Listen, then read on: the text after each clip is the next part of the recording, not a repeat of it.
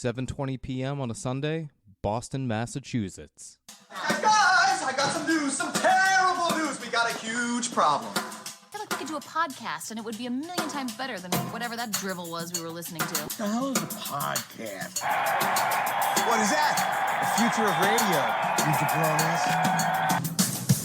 Hey yo, and welcome to the Always Sunny cast. I'm your co-host Eric. And I'm co-host Ross. And this is the podcast where we watch an episode of Always Sunny and we break it all down scene by scene and we talk about the nitty-gritty stuff. We look up some facts, we look up some references, and we just sort of have fun discussing what this episode is about. Yeah. Good job, Eric. She's sharp. That was good. It only took how many episodes do we have? I know the last few have been on fire. You're incredible. Ross, today before we jump into this really funny, really great episode, do we get any business up top?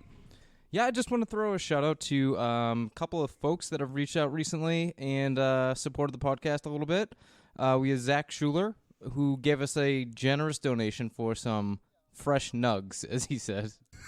He bought us some quote-unquote coffee, which turns out to be fresh drugs. Snugs. Drugs. Hey, listen, that was so generous and nice and that was too generous. Thank you so much. We really appreciate that. But that is so far above and beyond, and that's great. You did your good deed for the whole year. You could be rotten to everybody else. Yeah, take it off. Take a nap. It's fine. You're good. You're good for the whole year. Anyone else? And yes, Jared Homan. Oh, okay, yeah. Yeah, so Jared gave us a drawing, a rendering, a graphic art representation for the podcast. Yeah. Logo? I don't know, fan art? I don't know. It's awesome, though. It's great. It's cool. I love when people do shit like that. I love it. Yeah, we should switch it up to that logo for a little bit. Yeah, definitely. Yeah, pop that on our Instagram. Make it our Instagram logo or whatever. Mm-hmm. Yeah, cool. Yeah, very cool. Very cool. And thank you for doing that. That's so nice. And I know. Just to think of us outside of... I can't believe someone else was thinking about us ever for any reason. Yeah, exactly. It's flattering. Yeah. So, yes, we appreciate that when everyone reaches out and all that stuff. So, yes, thank you. All right, Ross, you ready to jump into this? I see you're over there. You have the heat turned up. You're sweating really, really hard. So you must be ready to start. Yeah, I got my lay on. I'm ready for a luau. Ready for a luau?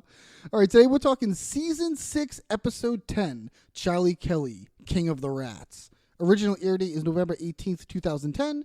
Written by Scott Motter and Rob Rosell. Directed by Matt Shakeman. Ross, what is the IMDb summary? The IMDb summary is as follows. When keeping the basement rodent-free drives Charlie to the brink, the gang decides to put cynicism aside and throw a surprise party to cheer him up. That's pretty good. Yeah. That's pretty good. Saying putting cynicism aside, it's a reference to the episode. That was pretty good. Yeah, but a good use of language, too. Yeah, it's written like an actual sentence. Yeah, nice job, IMDb. Finally, you got one through. Ross, and this episode was written in 2010, so as usual, you usually have a 2010 fact, a 2000 trivia fact. You got anything? No, I actually don't this week. You got nothing at all. You did no work. I mean, I looked down every avenue I could to try to wedge something in there, and I try. Yeah, so if you're a new listener to the show, usually Ross will come up with something that was related to the episode that happened in the year the episode came out, and he failed this week. Yeah, sorry guys. Once a season, I can fail. I didn't say that. I didn't write that. I didn't agree to that. But all right. Okay. It's cool. I remember one time I forgot to do an IMDb trivia, so we're even. I just forgot. It's not like I couldn't even find it. I just straight up forgot. No, I dug. I tried for 2 hours, and I'm like, this is crazy. Well, whatever. Who cares? Does anyone really care? I doubt it. What do you think people are tuning in for, Eric? Yeah, they check out your trivia, and they're like, gone. We're out. Yeah, I'm going to stop listening after. I'm going to donate some cash, and I'm out. Well, our best fans, too. Let's get into it. Cold open, 10 a.m. on a Tuesday in Philadelphia, Pennsylvania. In the bar, after the gang notices Charlie seems depressed, Frank reveals it's Charlie's birthday. So we start off here with them in the bar. having classic some sort of conversation. Having some sort of conversation. It's unclear what they're talking about. Yeah, because Dennis says, like you said, when you come face to face with something like that, what are you supposed to do? And we never return back to that conversation.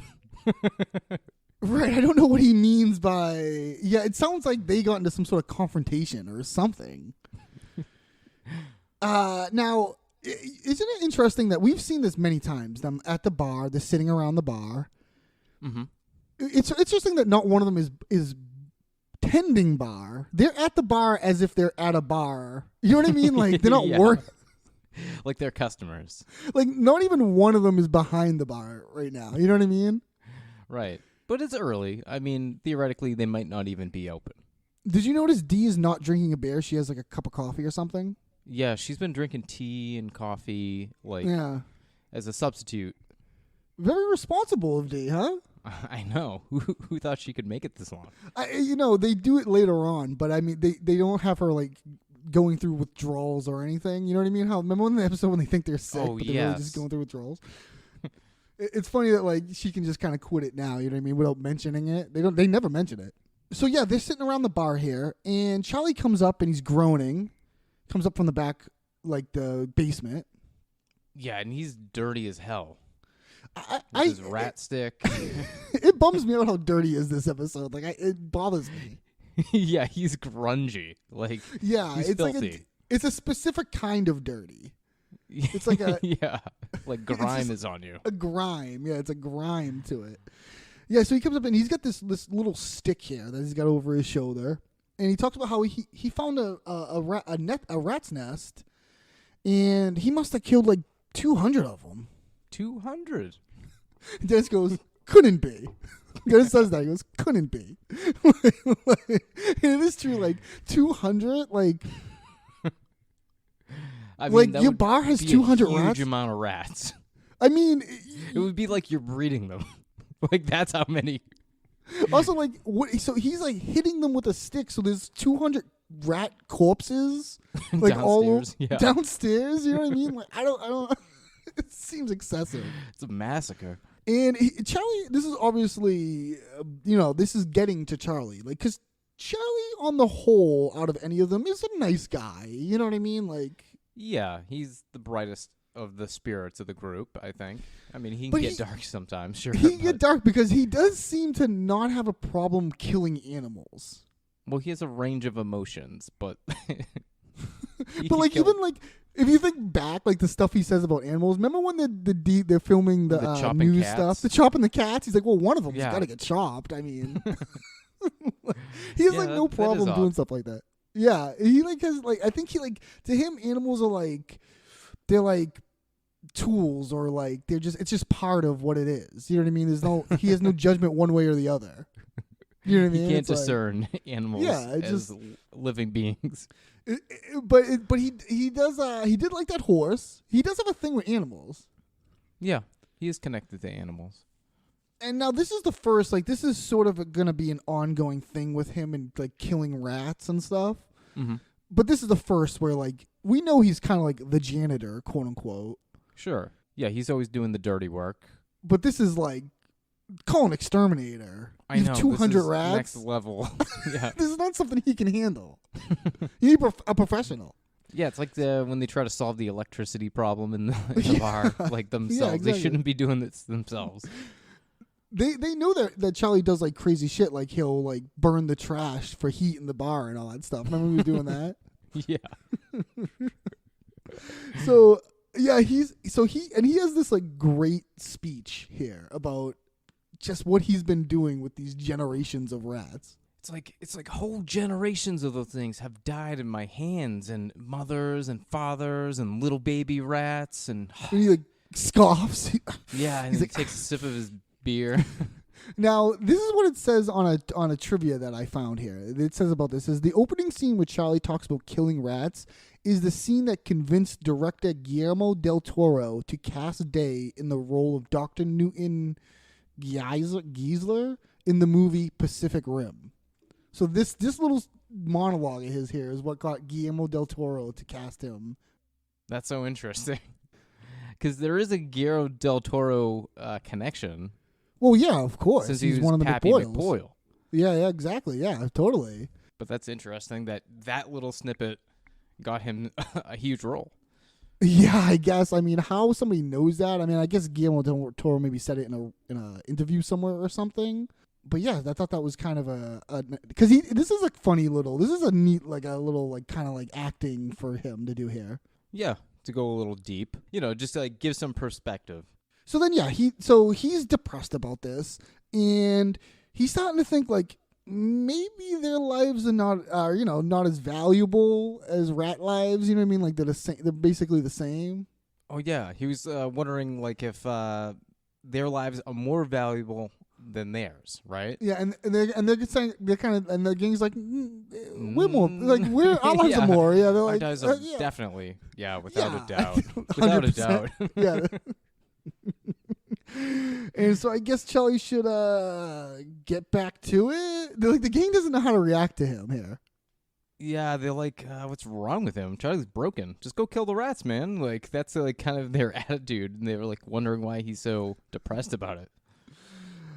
So he's like, yeah, he's gonna get back to it. And as he walks by here, like I don't know if this is improvised or not, but it is so funny to tap Dennis on the shoulder with the stick. Oh yeah, it is. It's improvised? Yeah. You watched listen to the commentary? Yeah, I watched the commentary, and Charlie mentions that he made the effort to touch Glenn because Glenn was like, oh, that was a great choice. He was like, yeah, I made the choice because you were being nice to me in that scene.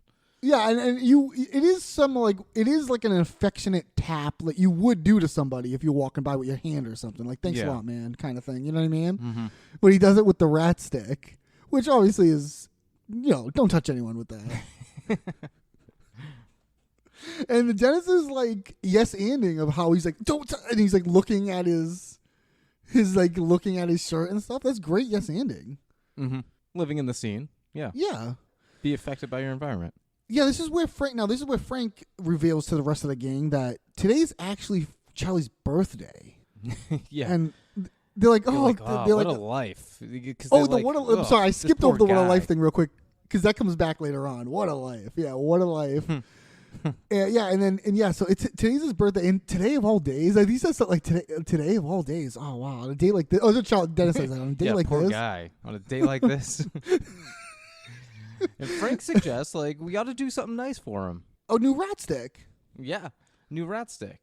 That's a good idea. Yeah. But Frank was thinking maybe we should throw him a surprise party. Yeah, he wants to throw a surprise party for Charlie. He wants to make this lowly rat killer feel like a king. This lowly rat killer.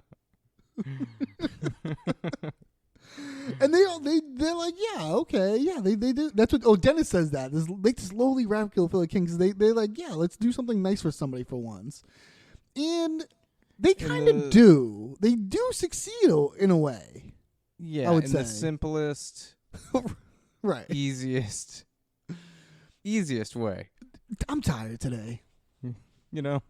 Well, that's the gang. I mean, that's the gang. It has to be as simple and easy and as it has to be at least out of their way as possible. The bare minimum. The bare minimum. And then we get the title card. Charlie Kelly, semicolon, King of the Rats. Oh, no, it's not semicolon. It's just a colon. I always say that. I'd say it every time, I think. Charlie Kelly, colon, King of the Rats. And you know what? The last episode was called D. Reynolds, Shaping America. Isn't that strange? Yeah. The two, like, almost similar titles. Back to back. Yeah. It's always interesting what they name these. Like, King of the Rats. Like, it is a funny title, but it doesn't really... Yeah, it doesn't really fit the bill, I guess. I mean, there is involvement with Charlie and rats, but he's not the king of them, you know what I mean? So after the opening credits, in the back office of Patty's, Frank convinces Dennis, Dee, and Mac to throw Charlie a Hawaiian trip-hop underground luau. Very specific party he's looking for here. Yeah, very specific Hawaiian trip-hop underground luau theme. That's very nuanced. Are you familiar with trip-hop? Trip-hop. Now, that is like rap and electronic. Well, I'll tell you here what it says here for the definition here. Trip hop is a musical genre that originated in the early 1990s in the United Kingdom. Described as a fusion of hip hop and electronica until neither genre is recognizable, with slower tempos and a psychedelic sound. That is trip hop. And it does sound like trip hop.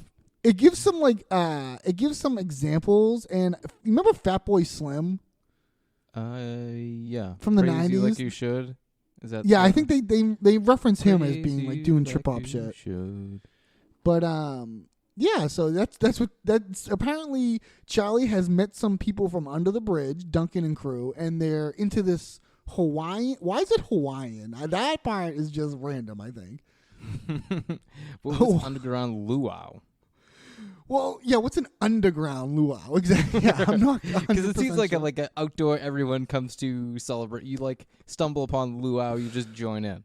Yeah, I don't know. A luau seems to be. Well, Frank back here is sort of taking command on this. He's taking charge on this whole throwing Charlie a surprise party, and he tells him about Duncan under the bridge, and he made a list of things that they're gonna get to make this underground luau. Yeah, we get a fill the bar with sand, right? Roast a wild pig, sure. Invite Duncan and crew. Invite Duncan and crew is on the list of it's like 3 equipment. things. Yeah, D takes the list and she reads this from him, but it seems like a lot of work.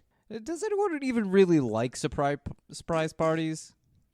Yeah, and then Dennis goes like, "Not me." Kind of like, have you ever had a surprise party? No, but I helped throw one for you. Yeah, that's right. Yeah, my 30th birthday. Your 30th birthday. That was my first and only surprise party. Yeah, it was crazy. I was the ruse. blacked out. I got. It was like the drunkest I think I've ever gotten. That's okay. We've all been there.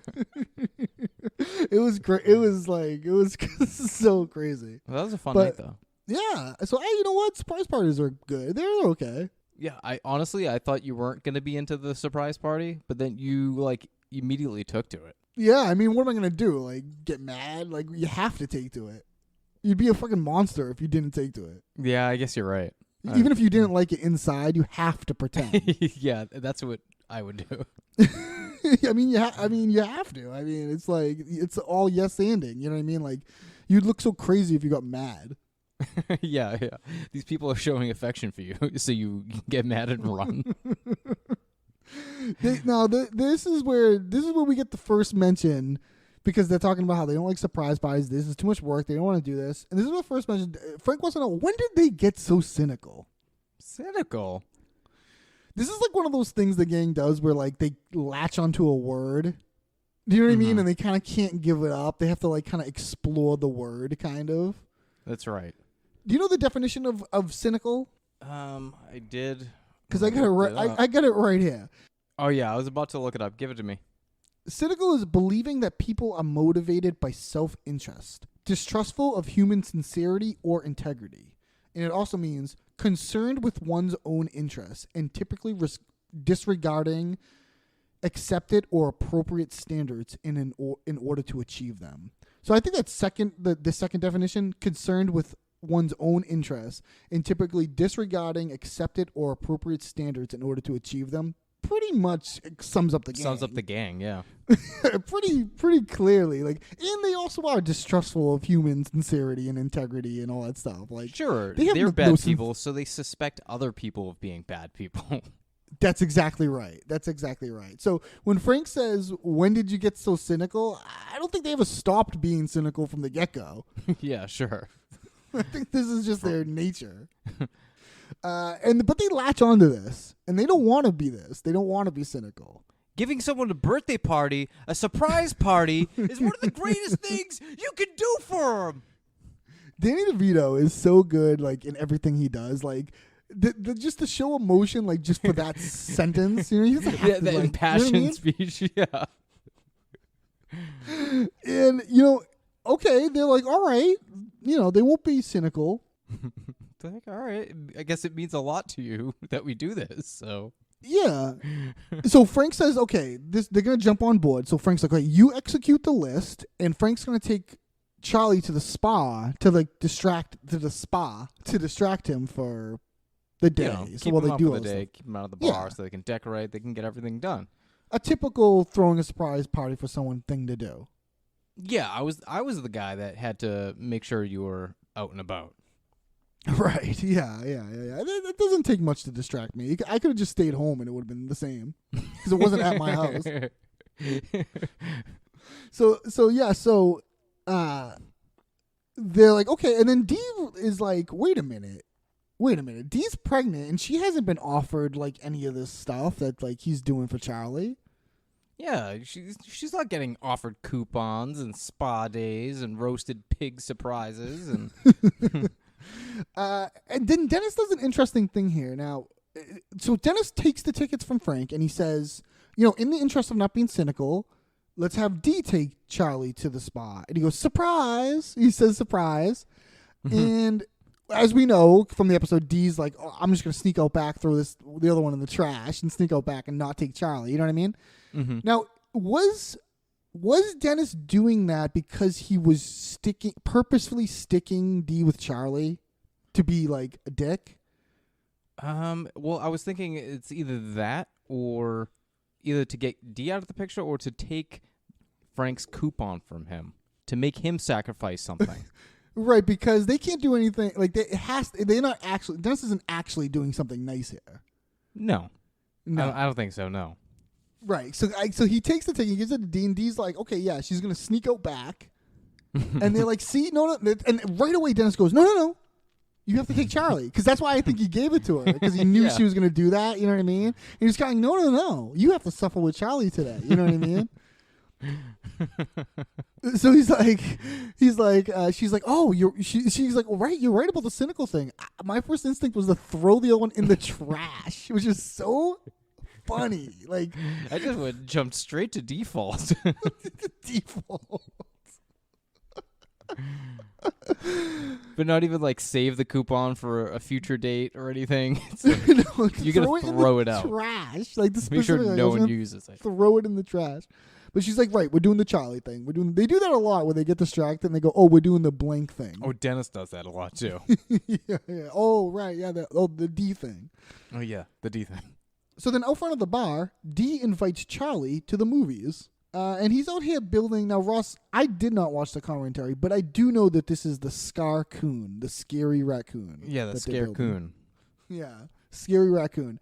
Do raccoons fight rats? Is that a thing? I personally don't know. I was thinking the same thing. Is that like is the I should have looked this like up, but the I didn't. Predator? I'm sorry, the prey? Wouldn't you think cat? Sure. Charlie is into cats. So why is he why building isn't that a the cat? natural connection? Yeah, I don't know, but for some reason he's out front and he's like putting together. It's a remote control car that has been retrofitted with like the carcass animal? of a what is it?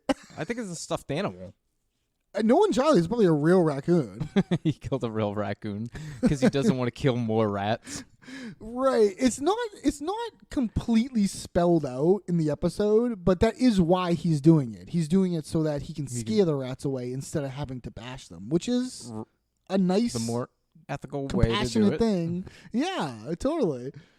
Yeah, so he's out front, he's building, and it's funny to like even build this thing and have it come in the episode and it never comes back. I know. It's weird. It seems like something that would come into play, or else why have him doing it? He could have just been sitting out front or anything. Yeah. I think it's a funny idea, though. Oh, definitely. They could have got more mileage out of that. Somebody had to build that. Yeah. I mean, if you built that, wouldn't you be like, no, use it? I'd write it into everything. Well, Dee here invites him to the spa. A what day? The spa. The spa. You can take him to the spa and have a spa day. What is this word, spa? I feel like you're starting to say a word, but you're not finishing the word. Are you trying to say spaghetti? Are you trying to take me for a spaghetti day? Is this too stupid for Charlie? I think so, but it is funny. It is funny, and even later on with some like stuff like the movies, some stuff it's like, is that too stupid? You know what I mean? I think it is, but his delivery kills. Oh, it's still funny. I mean, I'm not criticizing. Yeah. I'm just if you do bring up a good point. You Even if it is too stupid, you do what's funny. You always side to funny more than logic or whatever. Sure. So yeah, so he's never heard of a spa, but he has heard of spaghetti. And she's kind of frustrated with this. She even like kind of like talking to herself. It's okay. You're doing something good here. Like she's like, even like kind of like talking to herself. She's doing a dentist thing there, like talking herself up a little bit. All right. Yeah, just talking to herself. yeah. I just got things to say. Yeah, that's right. But so she goes, okay, she changes course. She invites him to go see a movie. And Charlie's skeptical of this, though. He's like thinking like a movie, he's going to get spaghetti. In a place like those, he's trapped like a rat. He's the rat there. What? No, why does he say that? Where is this coming from? This is a big leap of logic, right? Well, it's sort of just, I think, a setup later on for when he is trapped in that room and he's like, I'm trapped like a rat or whatever. Sure, but what's its origin? I'm not sure. I think he's just, I think he has PTSD. He's just empathizing too much with the rat? Yeah, he's becoming one with the rat, and now he's crushed, the rat? Yeah. Because, like you said earlier, he's unsure, like, what's the difference between his life and the rat's life? Do you know what I mean? Yeah, like, how he was questioning earlier. Mm-hmm. So he's saying, like, I'm the rat. I'm starting to feel like a rat. Yeah, I think he's empathizing too much, yeah.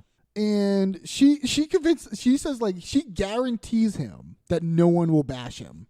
She guarantees that.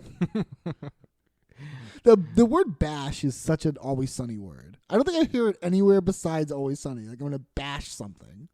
Oh, yeah, the bash into the telephone pole? Is that what people do? Well, she's going to bash the raccoon toy into the telephone pole, right? Well, that's what Dee says. She's like, because he's talking about not wanting to be bashed, and she says, if you don't come with me, I'm going to take your little raccoon here and bash it into the telephone pole. Oh, yeah. She says, what if I can guarantee you that no one out there will put you in a bag and bash you against the telephone pole? Oh, yeah, that I don't. What is... Is that a new thing? That I don't know. That I don't understand. I think that's just like, that's so cruel and crazy. I mean, I don't know. But Charlie can't take any more bashing today. No more bashing. He just abandons his car. He like submits. He's like, okay, no more bashing. Whatever you want. He does drive it around a little bit before. Yeah, drives it right into Dee's foot. Yeah. So yeah, he can't take any more bashing. So he goes off with Dee. Mm-hmm. So then at the bar, Mac gives Dennis a gift. And so, yeah, they're starting to set the bar up here like luau, tiki torches and whatnot. And so, yeah, and Mac is asking Dennis to go look inside this like bin that they have of stuff. And he's like, oh, can you get the tiki torches? And he's obviously setting him up because he put a gift in there for him to find it. Surprise! Yeah, Dennis's reaction, oh, what's this? Oh, even though he knows that he got something, you know what I mean? Like, we find out later he knows that this is happening. Yeah, which is so crazy for him to act like this. He's like, oh, what'd you do? He's like, what's this? We didn't put this in here. You know what I mean? Yeah, what'd you do? What'd you do? He knows, and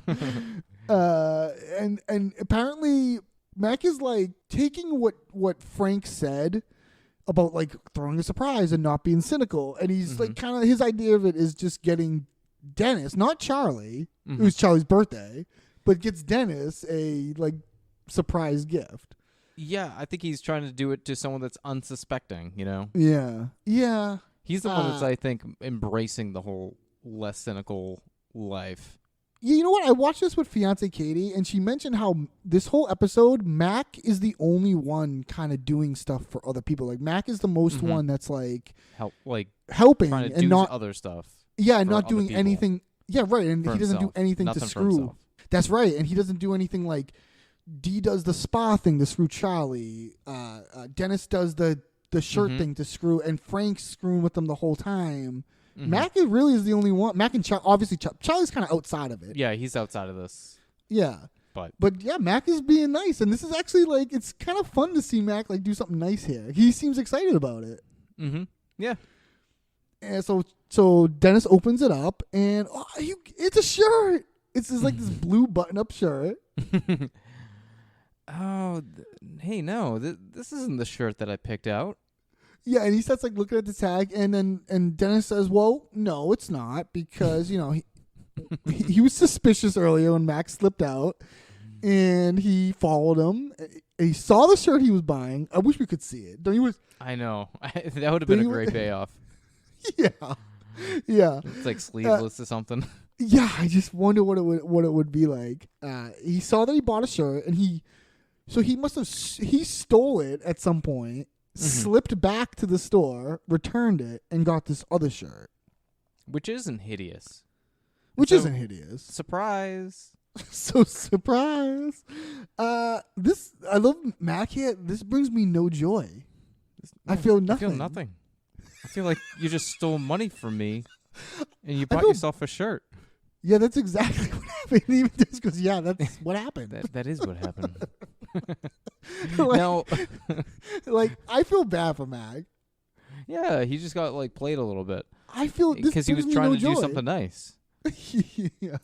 But my question is, how does Dennis know that he's buying, that Mac is buying Dennis a shirt? Why doesn't he just think he's shopping for himself? I think because if that's the case, that is too about it being I think, if we buy something like Macy's or something, they'll put it in the box and gift it for you. Do you know what I mean? Yeah.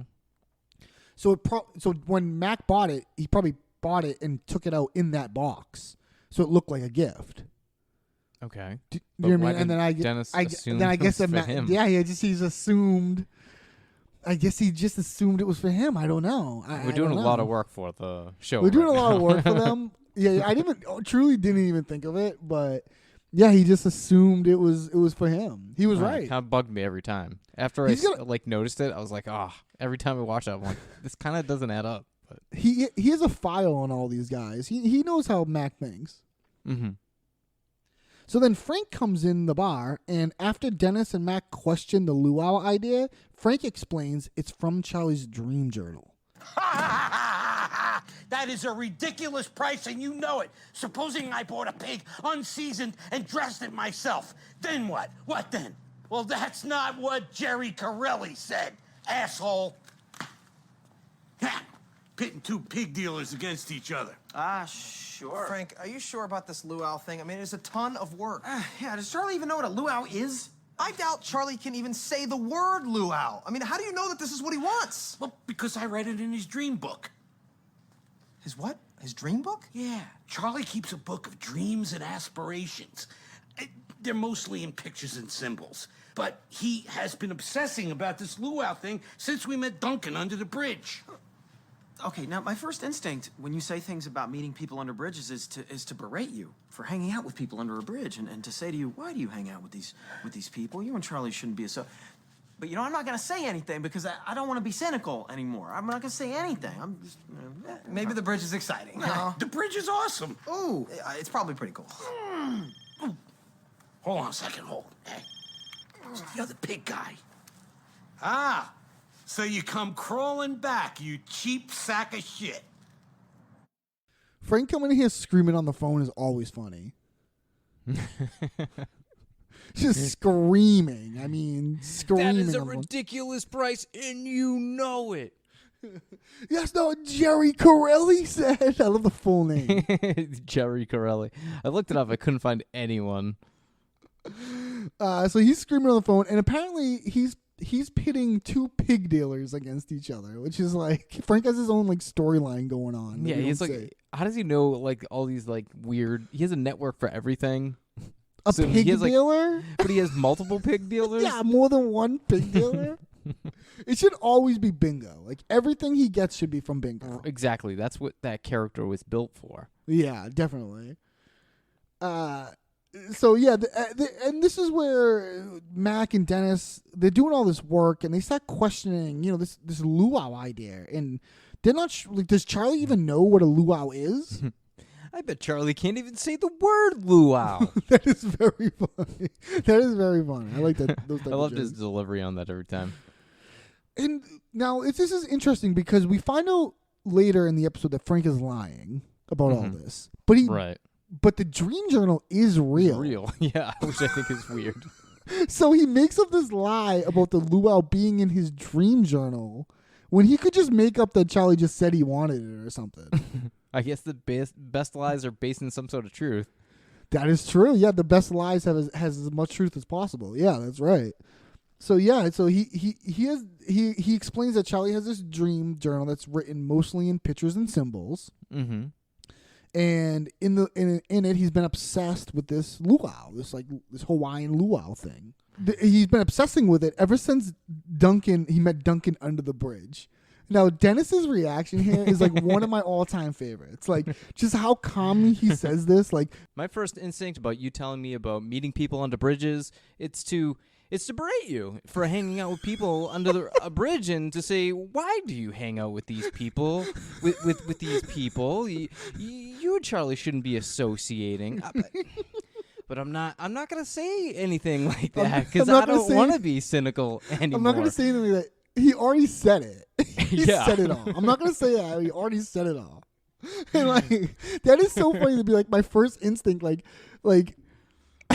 it's just so funny how Dennis like knows himself. You know what I mean? Like, but he's not gonna be cynical. He's not gonna say I'm anything. not gonna be cynical this time. And then I love this where they start going like Mac is like, well, maybe the bridge is exciting. No. Yeah. Yeah. Dennis says no. And he's like, yeah, the bridge is awesome. Yeah, maybe the bridge is pretty cool. And they're like, Dennis is going like, he's like kind of like, it could be cool. Yeah, it could be cool. We never see under the bridge. Do we ever go under the bridge? We do go to, I don't know. It's interesting because like go to under the bridge when the gang turns black. I'm not sure. I don't know. I know that some of those guys show up, but yeah, I don't know. Okay. It's interesting that when they go to get Duncan, you think they would go get him under the bridge. I know. Why do they go to his second location? I don't know. The payoff is the bridge. Right, yeah. So they're like, okay, they're kind of like, they just don't really even come to a conclusion here about the luau or anything, because the phone rings and it's the other pig guy. So you come crawling back, you cheap sack of shit. And Frank's face after he's like, he holds that face. He's so happy he's doing this. Yeah. So then at the United Artists Theater, Charlie and Dee sneak some food into the movie theater. Ross, did you look up the United Artists Theater? Yes, I did. It's in South Philadelphia. Yeah, Ross, I have the address of this exact one. Oh, me too. Oh, nice. What do you got? 1100 to 1400 South Christopher Columbus Boulevard, Pennsylvania. Philadelphia, Pennsylvania. Yeah, the United Artists Theater, Riverview Plaza, South Philadelphia. It looks so retro, doesn't it? Yeah, it does. It's like a unique look. It doesn't look like any of the theaters we grew up around. No, not at all. Maybe a Showcase Cinema, but not really.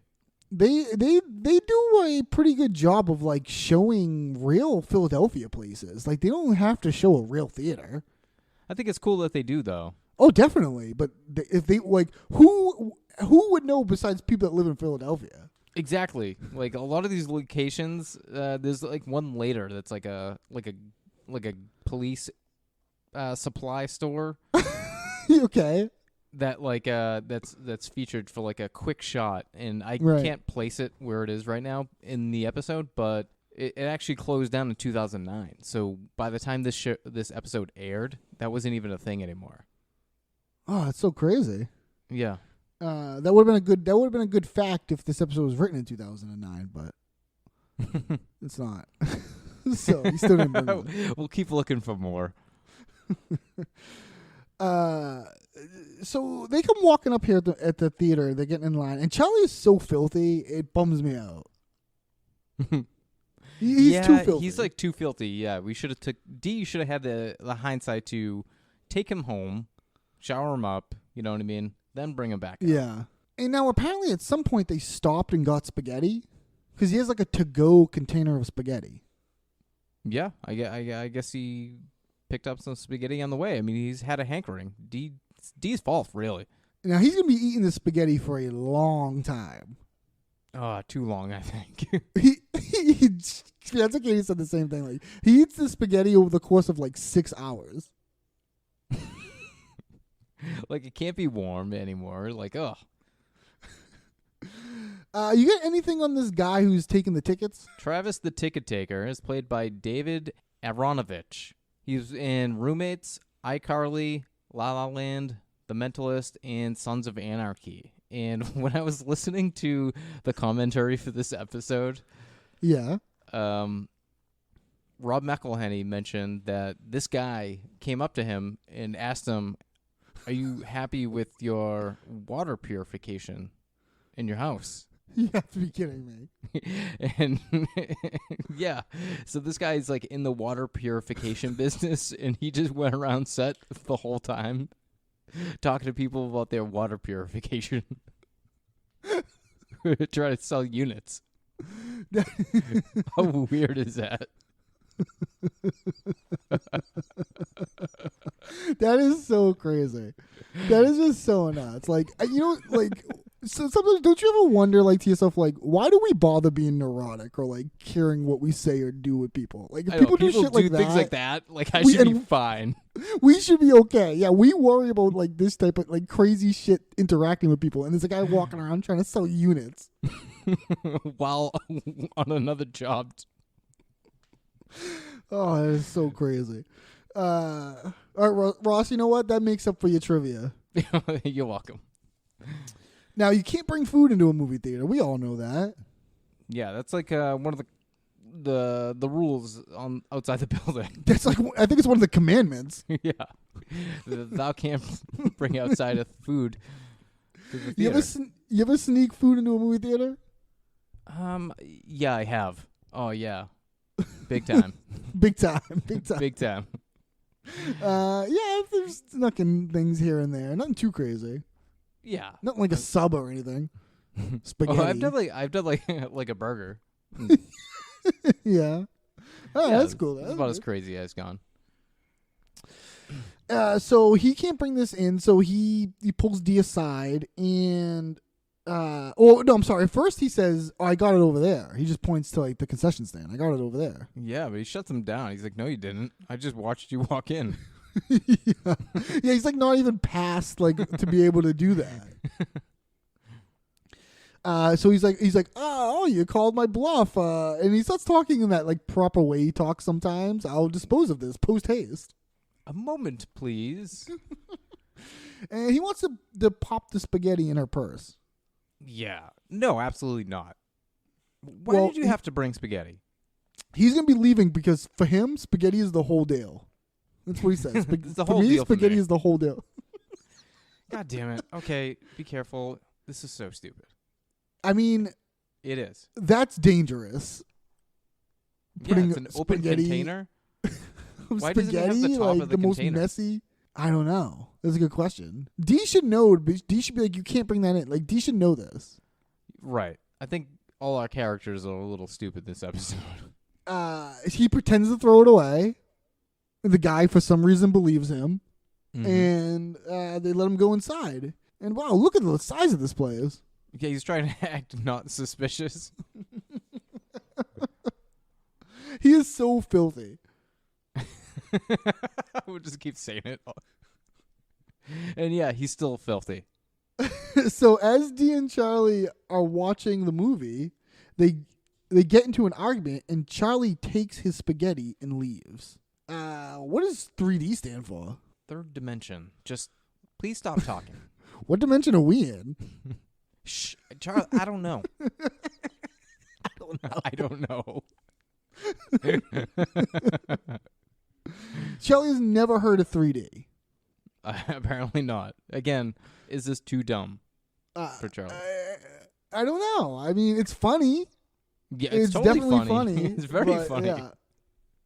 Yeah. So they're sitting there watching what movie you think they're watching in 3D here? I have no idea. Why didn't you look up what 3D movies came out in 2010? How come you didn't look that up for trivia? I did, but there was like 26 of them. Toy Story 3. That was Beowulf? one of them. What about There was Beowulf? a Yogi Bear one. I'm thinking this is Beowulf. The only one of the only movies I saw in 3D. Okay. You're gonna base your judgment on the only movie you saw that year in 3D. Well, I don't even know when I saw Beowulf. It might not be 2010, but that's what I think this is.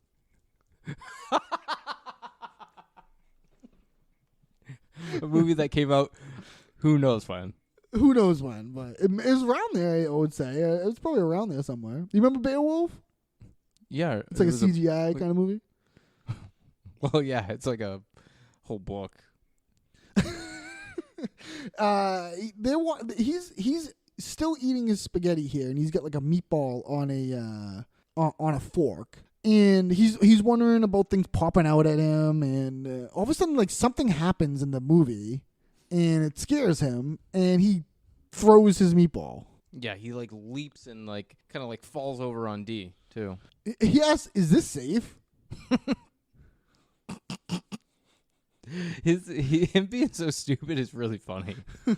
And this is where he notices, like, whoa, he's almost like he's high. Whoa, my meatball's gone. Yeah, he has like delayed reactions a little bit. And he's looking for his meatball. They're making all kinds of noise and commotion in the theater here, of course. And he finally finds his meatball. He picks it up. Dee's freaking out this whole time. And Charlie thinks this movie is boring. How would you're not even watching the movie? And he just does this shrug like, whatever. And now he's spilled all kinds of spaghetti in her purse. You're not going to like this. You're not going to like this. Dee's purse gets a lot of damage. Yeah, I mean, and D has like expensive taste too, doesn't Oh, she? yeah. So this is what, maybe like a $500 purse or something? Probably, yeah, definitely, yeah. And she freaks out and dumps the spaghetti out. And Charlie has had enough. He's had enough of this. This is too weird and outside of Charlie's like world, I guess. To go see a movie. So to go see a movie. And he picks his spaghetti up like barehanded. Ugh, so gross. And he's going back to the bar, and then Dee pulls out her phone and starts making a phone call in the theater here. It's not said, but you can assume she's calling the gang to say, "Hey, Charlie's on his way back to the bar," and that's why Frank is looking out for him in the next scene. Yeah, probably. That's what I think is happening. Because it's weird that Frank is sitting on watch. Yeah, I think it's because Dee called them and said, "Hey, I lost Charlie's on his way back." Mm-hmm. So then Charlie comes back to the bar, and after a story about a keg explosion, they head to the spa. Frank's like watching out the door, and they're still doing the luau stuff in the back. Mac and Dennis, and Mac's all a rat. Yeah, there's definitely a ton of them in here, that's for sure. They need to get to the root of the problem, I think, instead of just bashing the ones that are coming out. Like, you know what I mean? Like, yeah, they no have kidding. to like they should fix call this. an exterminator and fix it. Yeah. Whatever it is. So he starts. They see Charlie coming up, and they have to go up front. They're going to distract him. They don't want him to go into the bar, so they're going to talk about. They're going to go with the keg exploded story. That's a stupid idea. We're going with the pipe burst. Fiance Katie agreed. Fiance Katie said kegs don't explode, and Dennis is like saying that. Dennis is like saying that. Like, they're not. A keg would never explode. But also, why do they have to make up a lie about the bar? Why can't they say, like, redirect there's a problem somewhere else, we got to go somewhere else? Like, I don't know. I think because they want Charlie to not come in and then leave so they can finish working. I think until they realize they have to go to the spa for D. Mm-hmm. So yeah, they run out front to meet Charlie, and they hey Charlie boy, where'd you get the sunglasses? Yeah, and he apparently there's some third dimension glasses, but he's just seeing whatever our dimension is. Right. Well, listen, you can't go in the bar right now, bro. No, wait, hold on. Before we get there, at some point he has taken his spaghetti and transferred it to a plastic bag because he's eating out of a plastic baggie. Yeah, like a Ziploc. Yeah, like a Ziploc. Sandwich bag. Like a Ziploc sandwich bag. So at some point he got a bag and transferred his spaghetti that was on the floor of the movie theater. Mm-hmm. And he's going to be eating this bag of spaghetti for a long time. For another 3 hours. And by the way, he's dirty. He's filthy. They run up front. Yeah, Charlie, a keg. You can't go inside. A keg exploded. And he even Charlie goes, whoa, they can do that? You know what I mean? Like, so it kind of is like. Yeah, a piece of metal flew off the keg, hit Dennis right in the dick. Now, what does this remind you of? Like, just this, what Frank does here. What does this, like, remind you of? Oh, in improv? Yeah, this reminds me of, like, any scene I'm more or less into somebody or something. Like you just make someone. Like endowing? With some... Yeah, endowing in improv. Like, this is, like, this is the most fun thing to do. Yeah, tell people like a huge issue that they have. Then they have to deal with it. Yeah. Yeah. Yeah, it is like... So you get to watch people struggle a lot. Yeah, it is such a fun thing to do in improv, to be like this, and it's exactly what Frank does. About the keg exploded, a piece of metal came up and hit Dennis right in the dick. Now that would crush on stage. I mean, having a person deal with that would be like... But not Dennis. Yeah, no, I'm fine. I got lucky. He got lucky, and then Max that's yes ending. Like, yeah, oh yeah, it blew. It looks like a chicken pot pie down there. And they like, Dickless Dennis. We should call him Dickless Dennis. That's what we should call him now. This has nothing to do with distracting. This has nothing to do with distracting. Yeah, they're going way too far down this hole. And Dennis's fake laugh is always fun. He's like psychotic like maniacal laugh. His laugh of like I don't know how to explain it. It's like a laugh of like frustration, but he's trying to play it cool, like he's in on the joke, but he doesn't like the joke. You know what I mean? Yeah. Acts like he's really okay with things, but needs everyone to understand his truth. To some, yeah. It turns out his dick is fine. It's fine. It went back. It's good. I'll show it to you. I'll show you. I don't want to see it. That is like, man. That shit like that is what makes me want to do improv again. When I see like exactly that, like being like, oh, and like just making like, because I would be laughing so hard having the other person have to like explain like that it's back to normal. You know what I mean? And just to be like, we should call him Dickless Dennis, like. Like, it's so mean and rude. Like, imagine he did get his dick blown off and they're like, I know. Call him Dickless Dennis. That's fucked up. And they want to know, how was the spa? Oh, spaghetti. How's my spaghetti? D threw it on the floor. Well, yeah, it turns out that D took him to a movie, not the spa. That cynical bitch. That's where Frank's he does this like turn to camera. You know, it's like a dramatic. So then at the spa, the gang confronts D and Frank takes the coupons. So D wants to redeem this one coupon and just toss the other one in the trash. Busted. Exactly. Busted. That's another gang term. Busted. Busted. Busted. Busted. You busted. What's up? You busted. You're busted. And they're busted. And they're what are you guys doing here? A keg exploded, blew Dennis's dick off. It's the first thing they say. No, it's a mess down there. No, my dick is fine, D. And he like looks at Mac like come on, dude. Like, what are you doing? It's over. Like, it's fine. We don't need to go what with is that the point? Like, we're anymore. not. There's no need to say this. Yeah. It's literally the first thing they say. And they're mad. She explains that Charlie refused to go, which is true. Yeah, that is true. If he couldn't handle the movies, I mean, we see later he can't handle the spa either.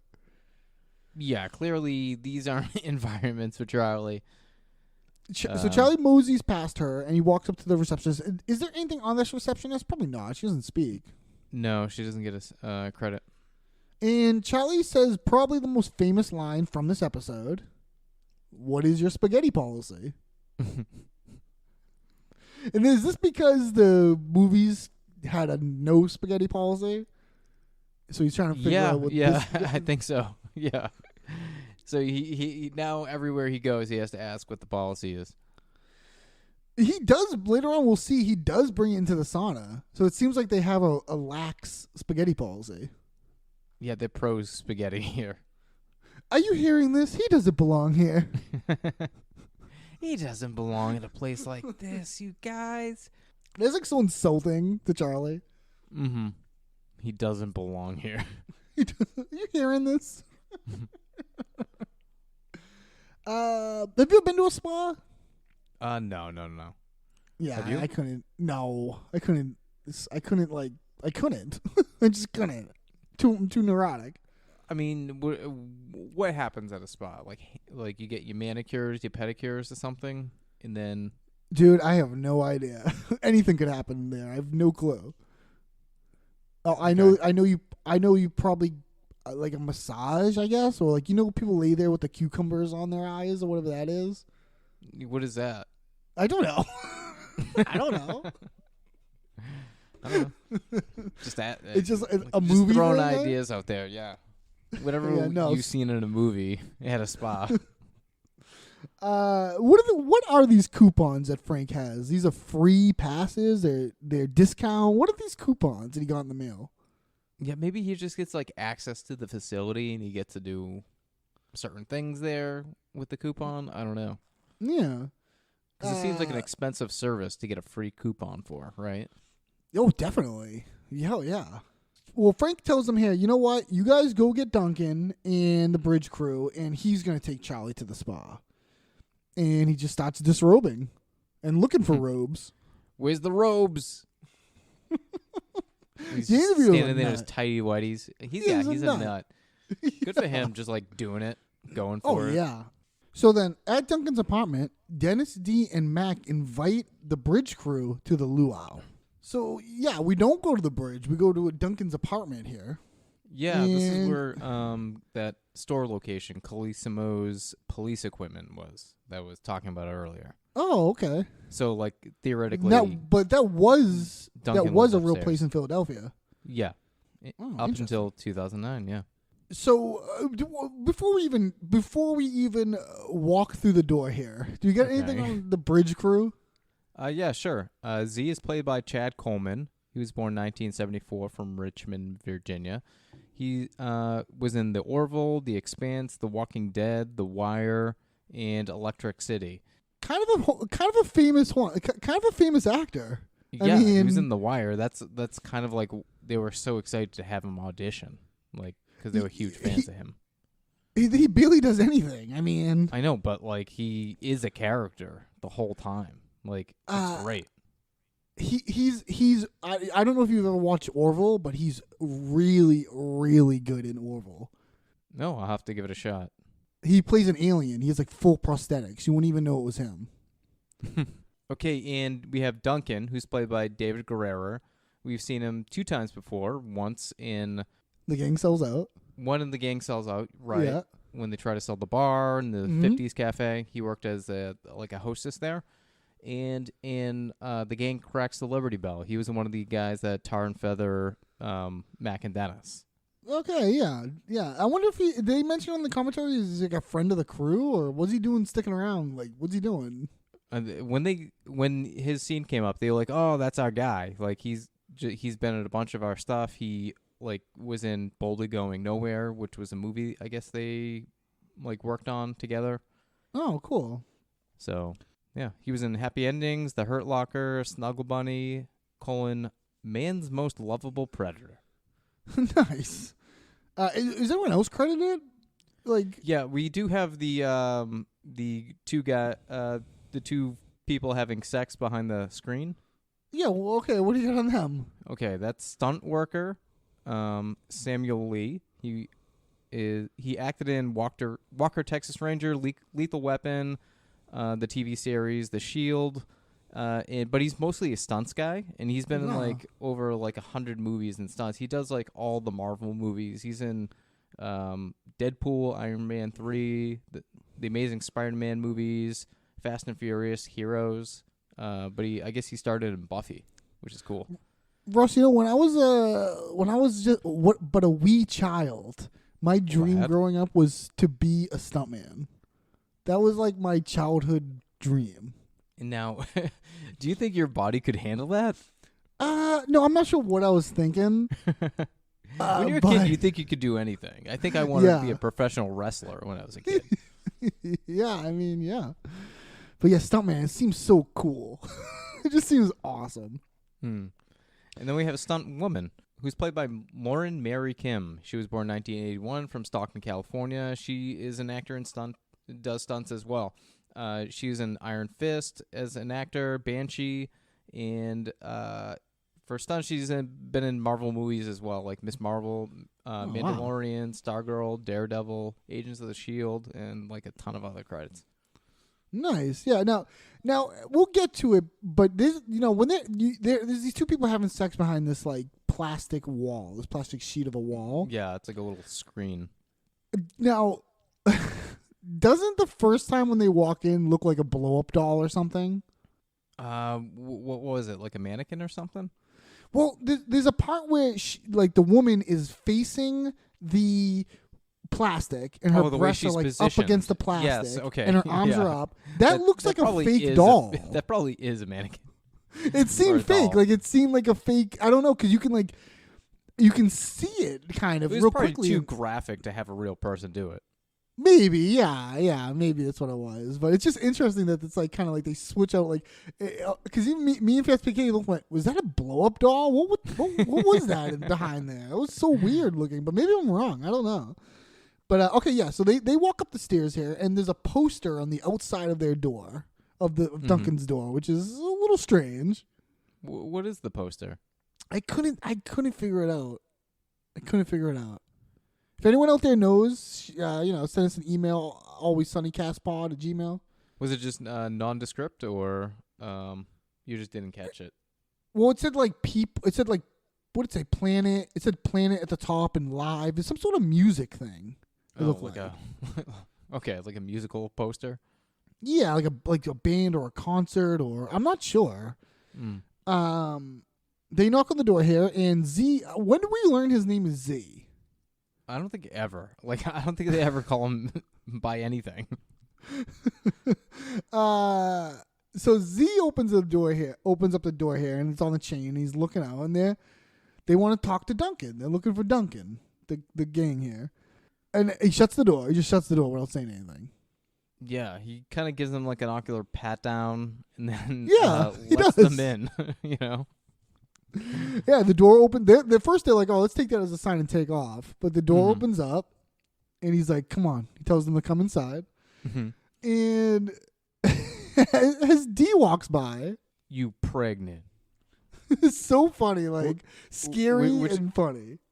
Which is a line that Glenn told him to say earlier in the day. Oh, really? Really? Yeah. That's so funny. It's like, yeah, you pregnant. It's so weird. Yeah. It sets the whole interaction off so scary. Yeah, because he's not asking. He's telling D she's pregnant. And so yeah, there's weird shit happening all over this place. What's some of the weird shit happening? All right, we get some like young stoner girls like in the corner. Yeah, they buy a big bong. Like a really tall bong. Have you ever smoked out of a tall bong like that? No, nothing that big. No way. Yeah, it's like that thing was like 4 feet. How do you use that? I don't know. All right. What else we got? So we get the two people boning behind the Dexter kill wall. Right, we see them real quick. It's sort of like this, like it's as if the wall was knocked down. It's under construction, and they put up this like plastic sheet to keep debris away. Yeah, it's something you'd see on a construction site. Yeah, exactly. And we have Duncan in a lazy boy chair, getting his hair cut by like a junkie, a tweaking junkie, a shirtless man, a very skinny shirtless man. That's like sporadically acting cutting normal. his hair, like yeah. Right. That's happening, of course. And then you get Z there. Now Z, if you notice, is eating canned pineapple, right? And there's like a pineapple on the table. And remember they're into the Hawaiian. Hawaiian trip hop stuff. So if you look around, like they have Lay's on, and they have like Hawaiian stuff around the apartment. I didn't even catch any of that. Now I feel like an idiot. That's awesome that they have that, and it's like represented there. Yeah, like, just with a small little bit of eating pineapples and stuff. You know what I mean? Like, right. It's very funny that, and they have the lays, like the thing they start he's hitting him at the end with one of the lays, the things around his neck. Oh yeah, that's right. So yeah, so all this weird shit happening. Like, do you remember being in your 20s, like going to someone's house and this is what it would be like? Because I've done this. Yeah. Because I've done this exact thing. You live here? Yeah, like there's just a mattress against the wall. You don't have a door in your room? Like, yeah, I've been to these places. Like, this is a very real experience. Where you walk in, you're like, I can't believe what is happening in this place. We gotta go. And he starts talking to Z, and he's like, Mr. Duncan. He calls him Mr. Duncan. Mr. Duncan, we were wondering if we could talk to you about. He's not Duncan. And he says, this is Duncan. He uses the N-word here, which is very jarring. Like, that they let that word, you know what I mean? Like, they don't bleep that word. Yeah. No. But he's about to go level 3 and shit. He's about to go level 3 and shit, for sure. And so Duncan's here playing an Xbox 360. Okay, and what game is he playing? He's playing some made-up game that's not real. And for sure. I'm 99% sure because the controller's not even on, and his his button work is terrible. Like, no games are played like that. His button work. It's like me, like everyone has their thing that thing that bothers them about a movie, the fiction of people fake of TV. typing or the way certain guns are loaded, and people are different, whatever. Yeah. You have a lot of those. Yeah, well, mine specifically video game. When they play video games and stuff, it's this never looks like how people play video games. Yeah, it's not realistic. You could I know how an Xbox controller is supposed to look. It's not on. His controller is not on. That's true. I know what an Xbox controller looks like, and I didn't catch that. It's definitely not on. And this is no game I've ever seen. There's it looks like a flat screen, and lasers and stuff are coming off screen. There's no gun up in front of them or anything. Laser, it looks just like a TV, and lasers are just shooting off screen into an enemy. It's strange. Like a giant grasshopper. Yeah. And Fiance Katie kept saying level 3. That's it. Because she plays games and stuff. It's level 3. You're excited about level 3. How hard is this game? Yeah, exactly. This is where they go. He's saying okay, we're here to invite you to this luau, a surprise party for Charlie. Who? They don't know Charlie. Well, he's Frank's friend. Charlie, he's Frank's friend. It's my understanding you guys have all been hanging out under a bridge. Frank, yeah, I know that bitch. Is that so scary? Yeah. Is that scary? It's it's pretty dark. It doesn't sound friendly or you want to know you was so. Oh yeah, I know that. It's oh what? I'd be what? It's funny. Bingo had the same reaction. That's right. Yeah, kind of. Yeah, you're right. Oh, that son of a bitch! I'll skin that son of a bitch alive.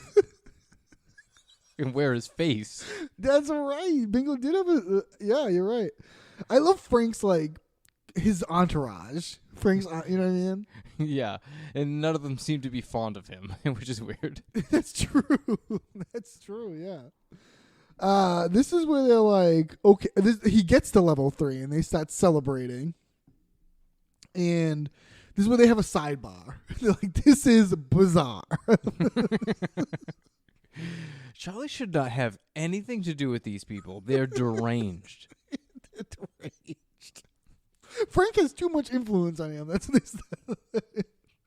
I love that they're protective parents or something, Yeah, of Charlie, which he's been a child this whole episode. He can't sit through a movie. He has to have what he wants. They sometimes do get protective in parenting over Charlie. Sometimes they get yeah, they do sometimes nurturing look out for his interest when they feel like he's getting played on something. So they basically. But they're decide, not worried about Frank though in that situation. What do you mean? They're not worried Frank about hanging Frank out with them. Oh yeah, they don't care. They don't care about that at all. Yeah, they're only protective of Charlie. So then this is where they decide. You know what? We'll get his book, his dream book, and we'll just figure out do something for him from there because this is like too crazy for them, you know.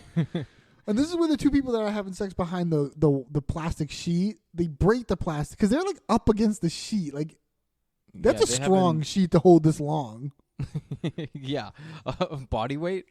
Yeah. So they break the sheet. They come down. They fall. It's a man and a woman, a real woman. It's not a doll this time. At least I don't think it was a doll first time. I don't know. And they fall down and you broke my wall, you piece of shit. Yeah, and they start. So Z and Duncan just start attacking the guy. Yeah, like, is this like the wall that's here? Is this the wall to the next apartment, or is this? That's a good question. Or is this a room? You know what I mean? Like, it's unclear if they're like if these two people are associated. I think whenever we get them again, we only get Duncan and Z. I don't think we even get the other guy, the haircut guy. Yeah, the hair guy. No, I don't think we get him. I don't think we get the stoner chicks. I don't think we get anybody. Right, yeah, it's just those two. But yeah, so the wall comes down. You broke my wall, you piece of shit. So you broke my wall. It's like a plastic sheet. So, in the sauna at the spa, Frank roasts like a pig and Charlie eats spaghetti. You got anything? Is there anything on these two guys? These two guys aren't credited, right? No, they're not. Yeah, there's these two guys that are already in the sauna, and Frank kicks them out right away. Yeah. I guess it's really good. Clever move. I mean, very good move. Very confidently done. Hey guys, management needs everybody to get out because they caught a guy jerking off in here, and they're going to send out a crew to wipe down the loads. They keep using this term loads. Oh. Apparently one of the writers wanted to make that a thing. Make the word loads? Like, just say loads? Like an Always Sunny word. He's got to get rid of the strange dongs. Dongs is a sunny word, for sure. Definitely an Always Sunny word, yeah. So Charlie's eating spaghetti out of the thing here, so they obviously let him in with spaghetti, and it's eating spaghetti in a room like this. Oh, man. That sounds so, like, exhausting. Why don't Charlie just take his robes off? Why don't Charlie just take his robes off and they'll just relax in there? I don't get it, man. What's so relaxing about sitting around a hot, wet room? I'm kind of with Charlie on this. I've done a sauna a few times. Yeah, what do you think? Yeah, I mean, I guess it's a way to sweat a little bit, just like sweat out the toxins. I don't really know what they're for. So, I just had a fancy I had a membership to a fancy gym for a brief time, so I was like, well, so it's a service. Yeah. Yeah. Well, Charlie is like, okay, Charlie takes his robe off, and he's got his clothes on. It's all just what he's been wearing all day. His dirty clothes. And this is like a thing with Charlie, where he doesn't like get naked in public. Here's what he says: "I'm not gonna get naked in public." Very true. Very true. Very on game for him. Well, Frank is in a towel, and Frank is gonna roast like a pig. All right, I'm just gonna eat spaghetti, and Frank lies down. And good to know that Frank tied the door shut with the robe belt to keep other people from coming in. very Frank move. Yeah, very it's tactical. Like a movie thing. Very good move. It's like a movie thing you always see, or a TV show thing. People do stuff like that. It's like you're getting so much trouble. Oh yeah. So then at Charlie's apartment, Dennis, Dee, and Mac find Charlie's dream book. Whoa, hey, guys. I bet you this is it. Drombock. I bet that means dream book. Yeah, look at this. Pictures and symbols. I don't see anything about her stupid luau, but this looks weird. What is that? What do you make of that, guys? It looks like a drawing of a pair of jeans, a plus sign, and a chicken. Denim chicken. Okay, guys. My gut is telling me to throw this book in the trash. Well, It's yeah. absolute nonsense. I think we're all feeling the same things, but I think we need to fight that instinct. We have to throw a party for Charlie. It's so simple. If we can't do that, what does that say about us? You're right. This isn't about us. Let's not be cynical. Let's do what the kid wants. You know, if he wants a worm hat. Worm hat. Worm hat. Okay, how do we get him a worm hat? Because I don't know what that is. I don't know, maybe there's a drawing or what is that? That's a bird with teeth. It sure is. Okay, look, we don't have a lot of time, so let's just figure out Okay. the best we can do. We Come can do on. it. We can do it. All right, we'll Yeah, do let's these go. things. Okay. We'll do these things. Okay. So they apparently no locks on Charlie's door because Charlie and Yeah. Frank are not home. Well, unless like maybe Dee's a key buddy or something. Oh, it could be possible. Mm-hmm. They show up here and they found his drum book. His dream book. Drum. Look, there's pictures, symbols. Yeah. And they flip it open here to a picture of a pair of jeans with a plus sign and then a chicken. And it says on the top, Denholm Chicken. DENAHOM CHI backwards KN is how he spelled denim chicken. And it says denim chicken a couple times. And I thought it was kind of interesting that on one of the times the C is backwards. Only on like one of them though. On Like the C is the subtitles? No. Like on that piece of paper with the denim chicken, he wrote denim, the words denim chicken, how he spelled it all okay. crazy. He wrote that same words a couple times. It says denim chicken at the top. It says it like near the Was he, bottom. like, It says it a bunch of practicing? different places. But just I don't know. But just one of the times he wrote it, the C is backwards. But only on one of the times the C is backwards. The C is normal on the other ones. That's weird. And I don't know if you noticed this, Ross, but on the right side of the jeans, there's like a string of numbers that run down the page. Did you notice that? No. So like if you're looking at it, along the left pant leg, going down along it, the other number is 1, 2, 3, 4, 2, 6, 7, 9, 4, 3, then some like number I couldn't really make out, 4, 1, 7, 9. I don't know what any of that means, but those numbers, it's like Lost, like a TV show. It's like, you know what I mean? A It's phone like number, you call it, I someone. I don't know. There's just this string of numbers. It's very strange. I don't know about you, Ross, but my gut reaction is to throw this book in the trash.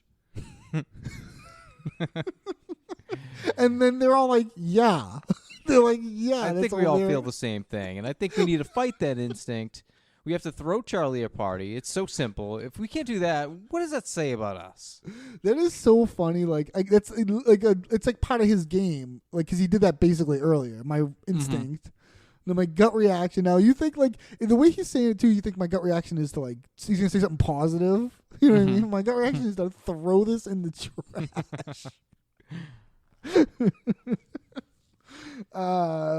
Yeah, they don't want to be cynical, and so they start flipping through the book, and they find a worm hat. They think, oh, he wants like a worm hat. They're confused by this worm hat page. How do we get a worm? I don't know what a worm hat is. They flip through and they find that's a bird with teeth. Okay, we don't have a lot of time, so let's just figure it out. We can do it. Yeah, so this is nice what they're doing here. It's kind of nice in a weird way. Yeah, it did come full circle in that they are like actually enacting on it in the right way. So then back at the sauna, Charlie gets trapped like a rat. He's drenched. He's in his full clothes and completely covered in sweat and water and Water. he's soaked. Well, yeah, I'm sure he's like. Well, they probably like what he like jumped. They sprayed him down with water. You know what I mean? Like make the. Oh scene, yeah, you know? yeah. I mean, it's only the apparently they built that little room for a set. Like it's not Really? an actual sauna. Yeah. It's crazy how they do stuff like that. I know. I would think like you have to. Like why wouldn't you? Yeah. Seems like so much work to build that room. Charlie starts freaking out. He starts feeling like he's trapped like a rat, and he when he's screaming, I'm trapped like a rat. Then he goes, I'm trapped like a ah. He like doesn't say rat, but he kind of screams. It's funny how he does it. I'm trapped like a ah. He just screams it. He's tired of being in all these weird places, and he starts trying to leave the sauna. So my friend grabs him, and they kind of like wrestle to the floor. And he starts saying, bash me, Frank, bash me. He's going nuts. He's going a little crazy here. Mm-hmm. And then a guy comes in. You get anything on the guy that wipes down the loads? Spot worker is played by David Urey. He was in Tacoma FD, Outer Banks, Powers, Grimm, Heroes, Breaking Bad, and Community. There's like something familiar about this guy. Maybe from Community or something. Seems familiar. Yeah. I think that might be it. He comes in and he's like, oh, he disturbs them, but y'all, just let me know when you guys are done. I'm the guy that wipes down the loads. I mean, if that was an improv scene, that'd be an incredible walk on. That walk on would have got a standing ovation. It's a great like ending, like a bumper to that, like the end of that scene. Right. Like it's the funny, idea that like Frank's offhand comment, is a lie. That's like something in an improv scene. Like if someone earlier said, "Oh, someone's gonna come wipe down loads," you gotta see someone come wipe down. Like that has to be We're true. waiting for it. Yeah, exactly. So that's just good writing. Yeah, very satisfying. So then at the bar, Dennis D and Mac surprise Charlie with things from his dream journal. So Frank and Charlie show back up at the bar here, and they've changed. They're in new clothes. Mm-hmm. Freshly clean, no spaghetti. Oh, you know what? While it just popped into my mind, because I totally forgot to mention it earlier. Now, Mac in this episode is wearing a baseball shirt. It's just like this pig barbecue place shirt. Yeah. You could just Google that and buy it. Yeah. Now, it's a baseball shirt. Now, did you notice that he has the sleeves pulled all the way up to make them like short sleeve? Not cut, but he has them pulled all the way up to make them like a short sleeve. Is that because... I thought it was one of those like 3/4. It's no. It's no, if you look, it looks like it's scrunched up. It's like pulled and scrunched up. Is that because he normally cuts his regular sleeves to no sleeves, so a baseball shirt becomes a regular sleeve? I think so. Is that the joke? I think he's always gonna abbreviate his shirts. Yeah, it's gotta go degree. up one. Yeah, it's gotta go up just one more up. You know what I mean?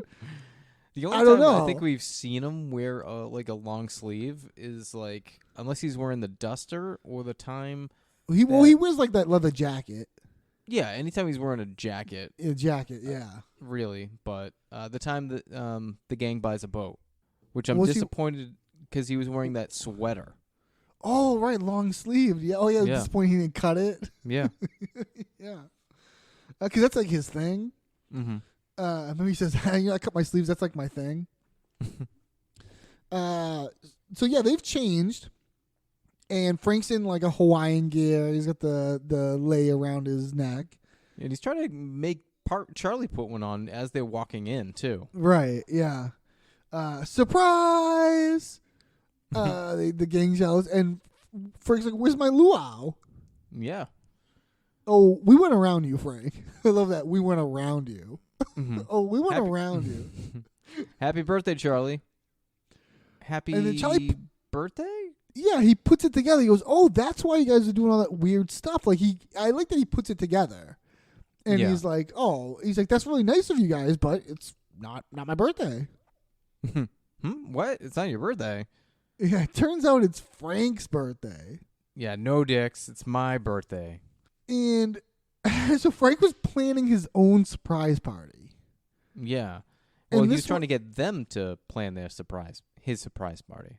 Well, he was doing a lot of the work too. I mean, he was getting the pig. He had the theme. Yeah, I guess he was. You know what I mean? He was spearheading it. Mm-hmm.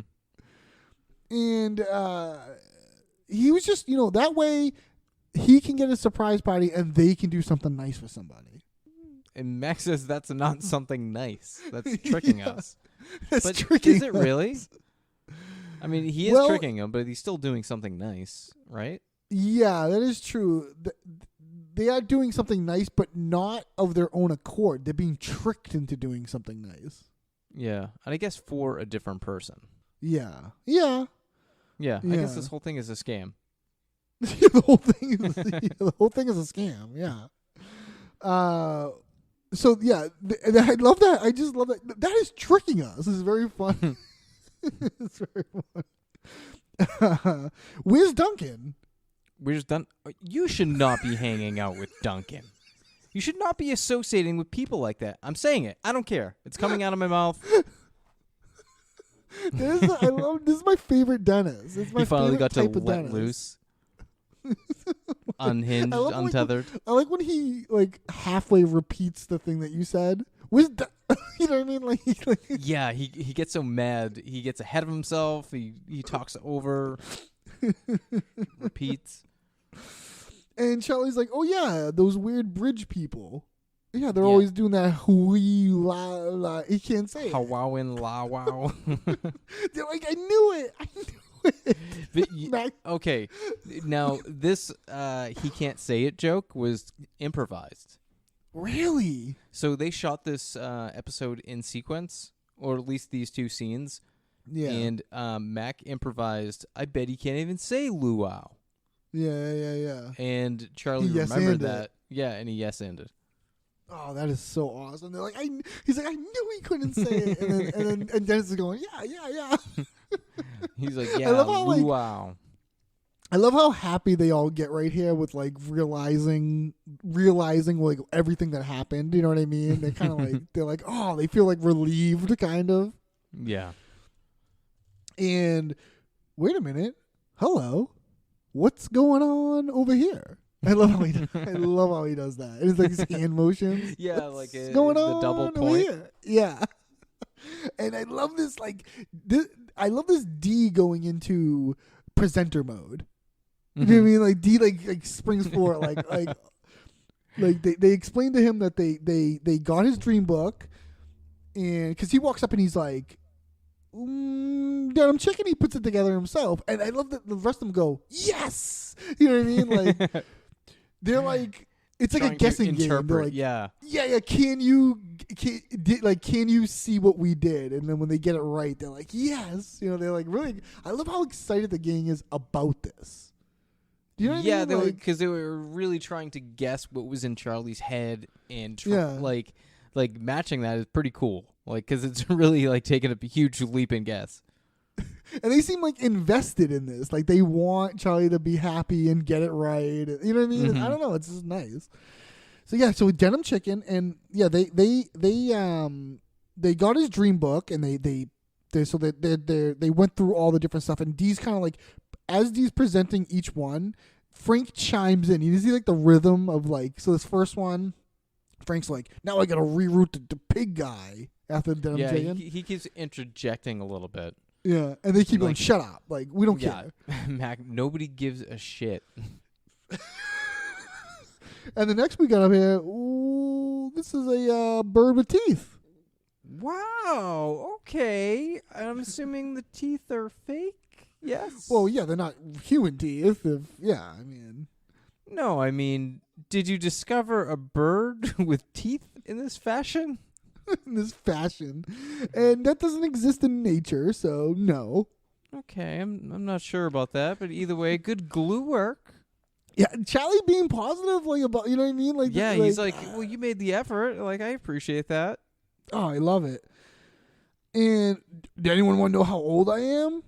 Yeah, so we at one point we see Frank's ID, and on the ID says his birthday is July 31st, 1943. So if we do the math, right, for 2010, he's like 66, 67, 68, somewhere in there.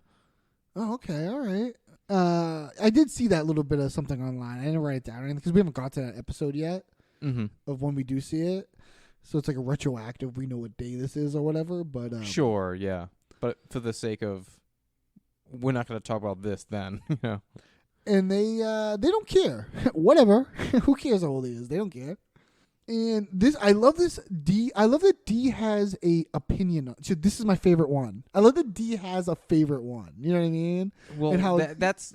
I think she has personal investment because I think they all split up and did their own idea for this one. I think so too. Yeah. And they're all trying to think who won because they all deviated in such a different way.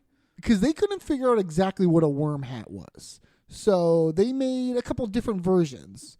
So first up, we got a hat that's decorated with worms. Mm-hmm. It's like a fuzzy bucket hat. Yeah, right? And it looks like it has like the worms you get from like fishing stores. Yeah, they're like lures. Yeah. Yeah. Yeah, they're like glued on or they're like strung on somehow. Yeah, it looks like all they're over hung the on. Yeah. And then they also have a hat that when you put it on, you look like a worm. Yeah, like maybe you're the worm. This is my favorite one. I love Mac also being the model. Like Mac's putting on all the hats. Yeah. And he puts on this hat and it's like a long. What is it? It's like a tube. It's like a. It's a tube. Yeah, a tube. It's like a chef hat times like 10. Who made it? How did they make that? I don't know. Like I get the first worm hat. Yeah, you could buy those things in real life and put the them together. The But what is this hat, tube thing? It's like a tube. You sort of look like a worm. And this last one, this is Dee's favorite. This is a hat for your worm, and this is a little hat in her finger. Yeah, and she's doing a little wobbly finger. So which one? Which one is it? I don't really ever recall writing worm hat. And they pull out the dream journal and they go, yeah, they point at it. They go, yeah, you did. Right here, this. And no, that's Worm Hat. His name is Hans Wormhat. He appears in my dreams and he drives a biplane and he shoots at me and I run through a field and do you know what I like how there's like a huge backstory to Hans. Do you know what a biplane is? Yeah, it's like one of those like jet planes they used in like the old wars. Yeah, it's like I wouldn't call it a jet, but it's like it has the two wings, has like one at the bottom and one kind of on top, and they have like the guns like in the front. Yeah, it's like what you'd see in a cartoon. Mm-hmm. And that like running through a field being shot at is like a thing. It's like in cartoons. It's in Indiana Jones. It happens. Yeah, where people are running and getting shot at by a biplane. It's just like a weird thing. I don't know. So he's being shot at by a German named Wormhat. But he's still, he likes the effort. It's nice and everything, Wormhat. I love when he says Wormhat's Wormhat. It's such a great sounding thing together. Yeah. Wormhat's Wormhat. He denim chicken, bird with teeth, Wormhat's Wormhat. He's so happy, it's nice. You know what? You guys blow. I'm gonna go find Duncan. He leaves to go find. Yeah, they're like, yeah, get ahead. Who gives a shit? They're gonna go leave Duncan. He's gonna go find Duncan. I wish there was some sort of tag. I guess there's a deleted scene of Frank with Duncan under the bridge at the end here. Oh, really? Yeah, I saw That's something awesome. about it. I saw something about it online, but I couldn't really find it. It wasn't. I looked on the deleted scenes on my DVD, and I didn't see it on there.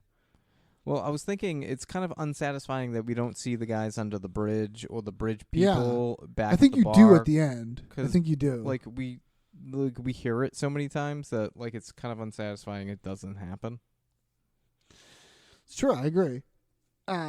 But as happy as Charlie is, Mac lets him know that there's one more thing. They got one more gift for him, and they pull out a brand new rat stick. Is that what I think it is? This really makes him happy. Yeah. This thing is crazy. Like you'd like destroy your floor or whatever, like whatever you're hitting, like yeah. I would. That thing scares me. So it's a bat with nails in it and like a chain wrapped around it. It looks pretty badass. Yeah, it definitely looks badass. Now this is on the IMDb trivia. Now I didn't do I did an Always Sunny wiki trivia. Are we for skipping our to the IMDb trivia right no. now in the middle of the episode? Kinda, because IMDb only had one thing for the trivia and it was stupid. I'm gonna read it right now. So I did the Always Sunny wiki trivia challenge. But this is what it says in IMDb trivia. Now this is not trivia. This is, I would say, nothing. Okay.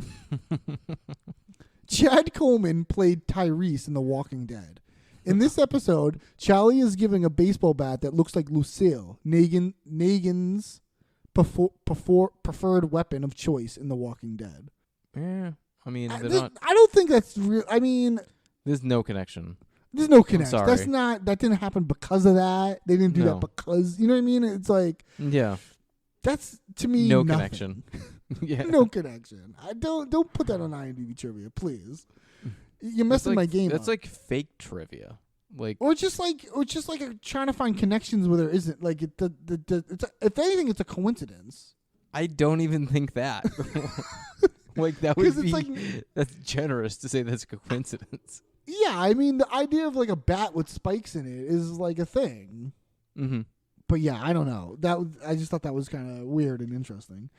So yeah, they got this bat for him. He takes it. He's gonna go. He doesn't know what to say, so he's gonna go try it out.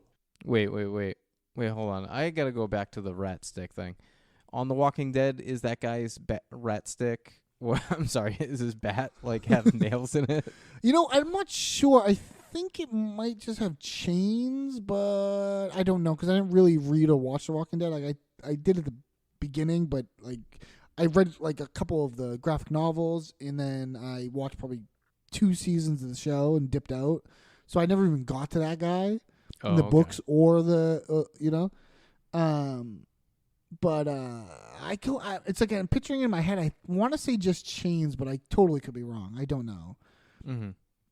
But yeah, I mean, I guess that bats like that show up in both things, and there is a guy from that, but he doesn't hold the bat, or I don't know.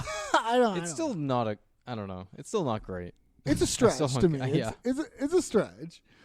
But yeah, so yeah, and then Charlie's excited about this. He doesn't know what to say. I mean, they did something nice for him. I mean, it's horrible what he's gonna go do with it, but he's getting real emotional about it. He's like, yeah, I love it. I mean, is this the nicest we've ever seen them be to each other? Like they did this without getting anything in return. For sure, yeah. I mean, this is almost on par with Frank's Christmas generosity. Right, yeah, you're right. Remember Frank's like, it feels so good, it's scary. So yeah, he Charlie's gonna go try it out, and we get our second. What a life! What a life! What a life! But he leaves so excited to go down in the basement and go right back to bashing. Yeah, kill. It's more humane because you can kill. Oh yeah, that's just one strike. One quick strike. Oh, it's more humane. Yeah, all right. Sure, Mac. Yeah. So then we close out there on What a Life. And what's your favorite character? I'm gonna give it to Charlie. All right. I'm gonna give it to Dennis. I think he's solid. Really? Oh, he definitely is for sure. But I think I'm giving it to Dennis. The couple of Dennis parts specifically, because he makes me laugh the most in this with his like my first instincts. Dickless Dennis, like his reactions to that, the fake laugh, and just a lot. His like. We'll go next to the favorite line because this will give it away from me. But like my favorite line is my first instinct is to berate you about that. Like that whole speech of being like, that is so funny. Like, but I'm not going to say anything. You know what I mean? Like, but I'm not going to say anything. You already said it. I don't know. I love Dennis episode. But what is your favorite line? You come crawling back, you cheap sack of shit.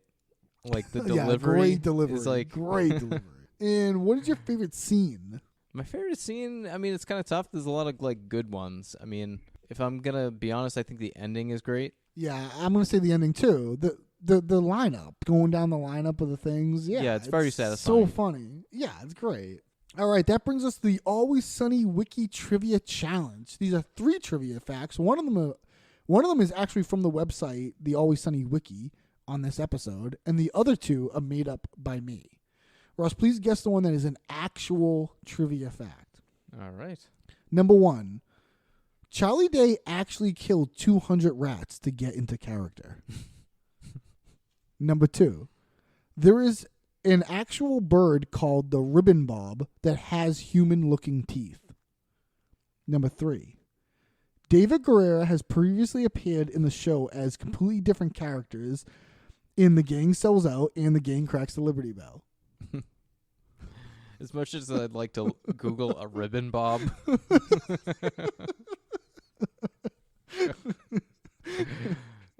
David Guerrero, ribbon bob sounds like a real bird, does it not? It was always too much detail, I think. Yeah, Ross is the third one. Yeah, I didn't know you were going to come with those facts. I didn't realize you would even realize that. Mm-hmm. So yes, that was one of the trivia wasn't really that great for this episode, to be honest.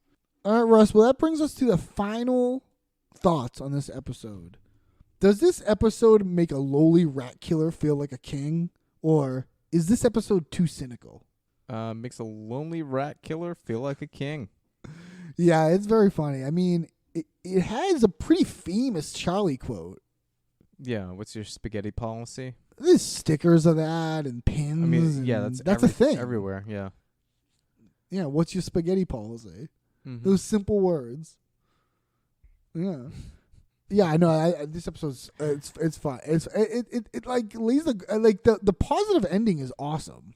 You don't really get the dovetail that. for this episode is better than like we've seen all season. I think that's true. Yeah, it came together all at the end. Very good. Yeah, very well. Yeah, for sure. Just like the gang wanting to do something nice is a nice change of pace too. Mm-hmm. Yeah, they somewhat are gonna do. They somewhat are gonna do that. I mean, they do it for selfish reasons, but it kind of changes. But at the end, when Dee gives birth, yep, when they're like looking for the father and all that stuff, they're like doing stuff. It's selfish, an uplifting but ending though. Yeah, right. It has like that when everyone's there, and yeah. Mm-hmm. Well, all right. So thanks everyone for listening, and we appreciate that. And this is a long one, huh? Is it? Yeah, we've been recording. I mean, it's going to get edited down, but we're at 2 hours before the edit. I mean, yeah, our last episode was 2 hours, and I cut that down to I cut 25 out. Really? 25 minutes? They call me the butcher in the editing room. Nice. The butcher. Ross, what do we got going on for our next episode? The next episode, we got the gang gets stranded in the woods. Eric, what can we expect from this episode? We can expect a full leather suit, like business suit, a full leather business suit. That's right. We can expect a Dennis and Charlie hitching a ride. Yeah, from a horny truck driver. The outtakes for that are so funny. I saw them. Yeah, this episode is really funny and has this also has some great callbacks and stuff like Chase Utley. Mm-hmm. You know what I mean? Like stuff and like Ryan that. Howard. Yeah, and just the Dennis and Charlie adventure in this is really funny. And you don't get Dennis and Charlie all that often. Mm-hmm. Oh yeah. I mean, that's a really good point. We never see them team up. Yeah, it's not a team up. They're like a last possible combination. Yeah, we see everything else though. Maybe the last time we saw them team up was when Dennis pushed Charlie in front of the car to get the tickets for the Super Bowl. Oh no, yeah, is that what they were at the Super Bowl? The World Series. Sorry, the World Series. The World Series defense. That was the last time we saw them team up, I think. Wow. Yeah, I mean they had to have teamed up since then, but I can't think of one. Right, yeah. So, and it's really fun. I love Dennis teaching him, trying to teach him stuff, and yeah, it's just really fun. And also the gang getting stranded in the woods with having to eat the bunny. They want to eat the bunny, and oh yeah, the rabbit, yeah, all that stuff. Yeah, it's a funny episode. It's a good one. It's a weird one because they're off campus. You know, we're not in their usual spots. That's right. Yeah, it's a road trip one. Yeah, you're right. There's no. They don't go to the bar at all. I wonder if there's any similarities between this episode and the gang hits the road. Maybe they do reference how Charlie has never been anywhere, and they had to put him in the trunk to get him to go and stuff. They do reference that a little bit. Yeah, but yeah, that's, we only get 2 more to go. That's right. We get a I don't know. Maybe we'll sneak in a guest. We're gonna have to talk to Billy and see if we can get him on. Yeah, well, sure, whatever. I mean, it'd be cool to have him on for the finale. Yeah, definitely. Or I don't know. Maybe fiance Katie will bless us. I tell her all the time, and she's just I don't know. She doesn't want to do it. She needs. She's waiting for the perfect episode for her. I think the one I don't know. She hasn't found one yet. That's impossible. She hasn't found one yet? Yeah, she wants to do. Yeah, I don't know. I think she might probably want to do Frank's Little Beauties or something. All right. Yeah, she's definitely in for that. Yeah, I mean, that's an all-time. That's an all-timer, you know. Yeah. Well, all right, everyone. Thank you so much listening. And until we meet again, a good day to use. Always Sunnycast is not endorsed or affiliated with Always Sunny in Philadelphia, the FXX Network, or Philadelphia. The views and opinions expressed on this podcast are those of Eric Regan and Ross Northrop. Email thoughts, questions, suggestions, corrections, or things we just plain forgot to alwayssunnycastpod@gmail.com. And if you have a moment, please rate, subscribe, and review the podcast. And as always, thanks for listening, you jabronis.